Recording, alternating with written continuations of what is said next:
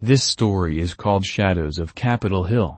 In the heart of Washington, D.C., a secretive alliance had formed, a cabal of politicians who believed they were untouchable. They had become embroiled with shadowy figures from the Chinese government, driven by greed and ambition. Under the dim lights of backrooms, they exchanged classified information for personal gain, unwittingly jeopardizing national security. As the months passed, reports of inexplicable land purchases near U.S. military bases began to surface. Vast tracts of land were acquired by companies with connections to Beijing, yet mainstream media remained silent, either unaware or too intimidated to report on the unfolding crisis. The whispers of spies embedded within the halls of power grew louder, yet the public remained in the dark.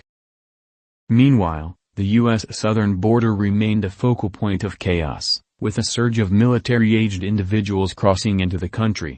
What the public didn't know was that among them were trained operatives, strategically placed to further the ambitions of their foreign masters. In an eerie parallel, thousands of Chinese troops gathered in Mexico and Canada, poised for action. Unbeknownst to the American populace, U.S. warships silently patrolled both coasts, and Black Hawk helicopters flew covert missions over the capital. One fateful night, as the air buzzed with tension, a series of sudden and coordinated military operations erupted. Under the cover of darkness, armed forces descended upon Capitol Hill and the White House. Their mission: to apprehend those who had betrayed their country. Members of Congress were caught off guard. Panic spread as military personnel stormed their offices, hands on weapons. The doors were kicked in, and the elite found themselves in leg irons, their connections to foreign powers laid bare before them. In the Oval Office, a similar scene unfolded. The president and his female vice president, who had long turned a blind eye to the clandestine dealings, was confronted by troops led by a determined general. "You've put us all at risk," he said, his voice steady. "No more." As the politicians were led away, the country watched in shock, a reality show of betrayal and espionage that was all too real. The media, now forced to report the truth, began to unravel the threads of the conspiracy, exposing the infiltration and the looming threat that had nearly come to fruition.